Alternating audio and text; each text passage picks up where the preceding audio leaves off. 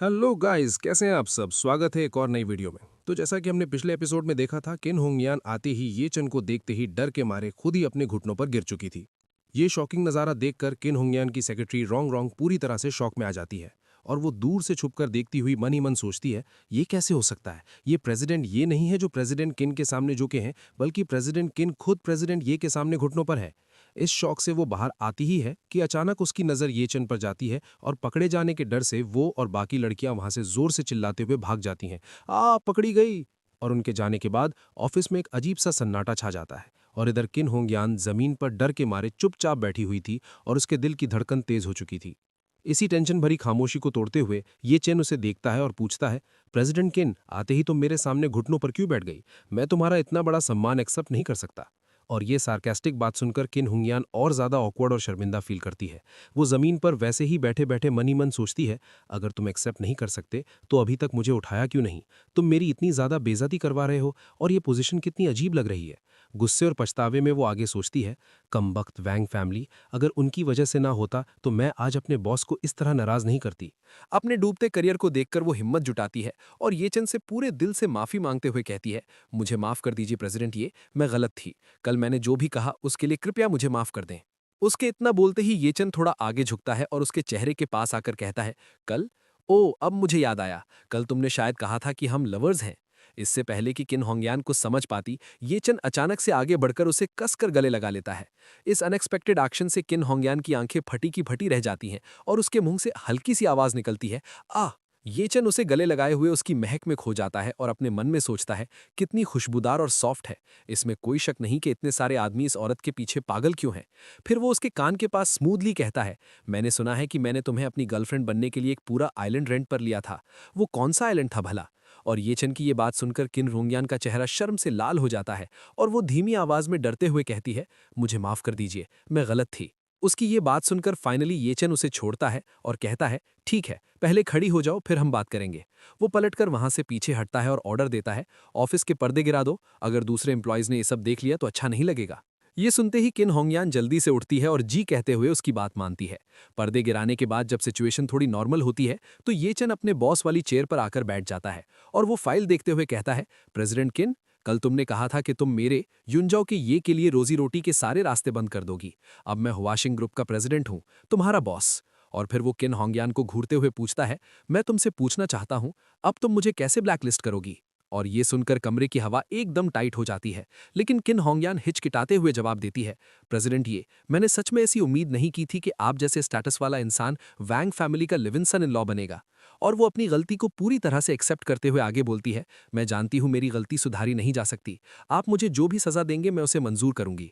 अगर आप मुझे थप्पड़ मारना चाहते हैं तो मैं आगे आ जाऊंगी ताकि आप मार सकें। अगर आप मुझे गाली देना चाहते हैं तो मैं सुनूंगी। अगर आप मुझे निकालना चाहते हैं तो मैं अभी अपना सामान पैक करके चली जाऊंगी और कभी आपके सामने आकर आपको गुस्सा नहीं दिलाऊंगी। और किन होंगयान का ये बोल्ड और फियरलेस एटीट्यूड देखकर ये चंद थोड़ा इंप्रेस हो जाता है। वो मन ही मन सोचने लगता है, ये औरत किन होंगयान सच में सिंपल नहीं है। ये प्रॉब्लम्स के आगे घबराती नहीं है, अपनी जिम्मेदारी लेने को तैयार है, कोई बहाने नहीं बनाती और ना ही अपनी गलती का ब्लेम किसी और पर डालती है। और कुछ देर तक छाने वाली इस खामोशी के बाद ये चंद फाइनली रिलैक्स होते हुए कहता है, मेरा तुम्हें निकालने का कोई प्लान नहीं था। उसका एक्सप्रेशन थोड़ा सॉफ्ट हो जाता है और वो समझाते हुए बोलता है, कल सिर्फ तुम ही थी जिसने मुझे एक रास्ता दिया था। अगर मैं सच में एक ordinary live in son in law होता तो उस वक्त तुम ही मेरी बेनिफैक्टर होती। अपनी नौकरी बचती देखकर किन होंगयान के चेहरे पर फाइनली एक राहत भरी मुस्कान आ जाती है। वो पूरे दिल से शुक्रिया अदा करते हुए कहती है, थैंक यू प्रेसिडेंट, ये अब से मैं पूरे दिल से आपकी सेवा करूंगी।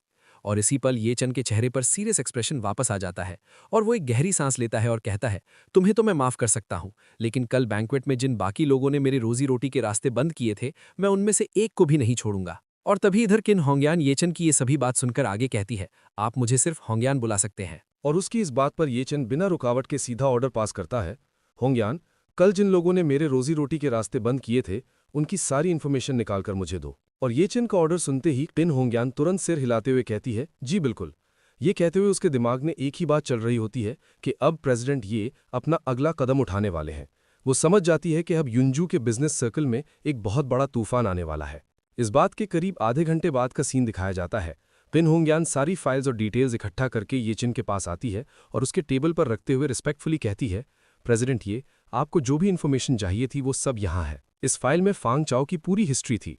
फाइल देखते ही ये चिन के दिमाग में वो पुरानी बातें गूंजने लगती हैं जहां उसे ताना मारते हुए जिया याओ ने कहा था कि फांग चाओ को देखो, उसकी फैमिली के पास 10 बिलियन के करीब की प्रॉपर्टी है और तुम जैसा लूजर उसकी बराबरी कैसे कर सकता है।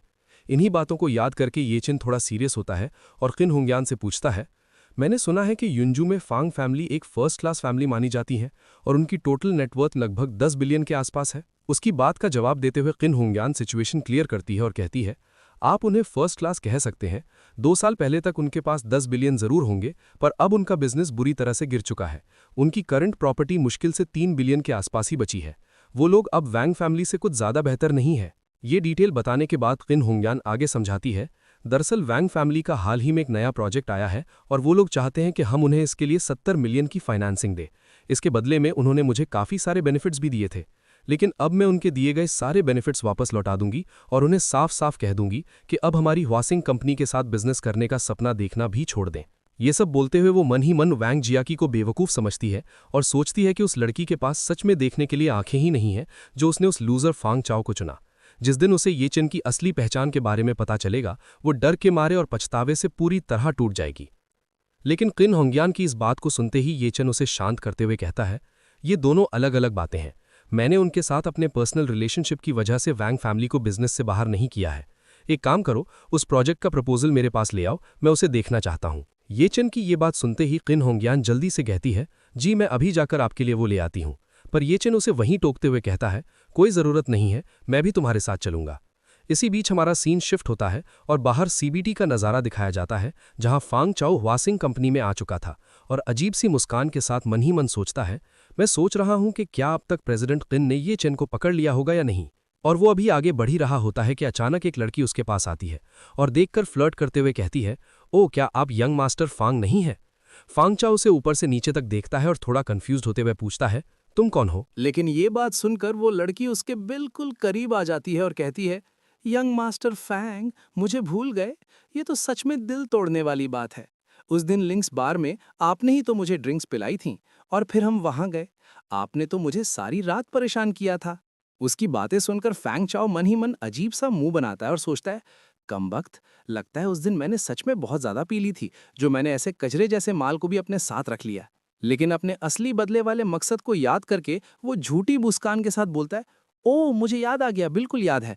तो क्या तुम यहाँ हुआशेंग में काम करती हो?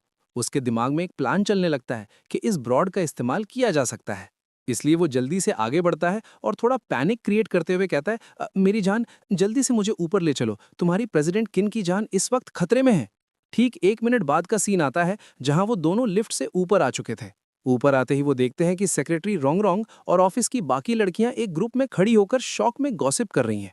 रोंग रोंग पूरे एक्साइटमेंट में बाकी लड़कियों को बता रही होती है, सुनो मैं तुम्हें बताती हूँ। जैसे ही उन्होंने प्रेसिडेंट को देखा वो तुरंत उनके सामने घुटनों पर गिर गईं।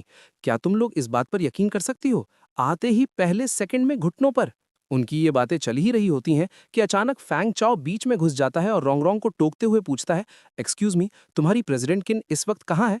और अचानक किसी बाहरी इंसान को देखकर रोंग रोंग थोड़ी हैरान होती है और जवाब देती है, प्रेसिडेंट किन अपने ऑफिस में है। सर क्या आपका उनके साथ कोई अपॉइंटमेंट है? लेकिन इस सवाल का जवाब देने के बजाय फैंग चाओ सीधे दरवाजे की तरफ बढ़ने लगता है। ये देखकर रोंग रोंग उसे रोकने के लिए घबराते हुए चिल्लाती है, हे आप ये क्या कर रहे हैं? पर रोंग रोंग की आवाज को इग्नोर करते हुए फैंग चाओ पूरे कॉन्फिडेंस और घमंड में बिना नॉक किए दरवाजा खोलकर अंदर घुस जाता है।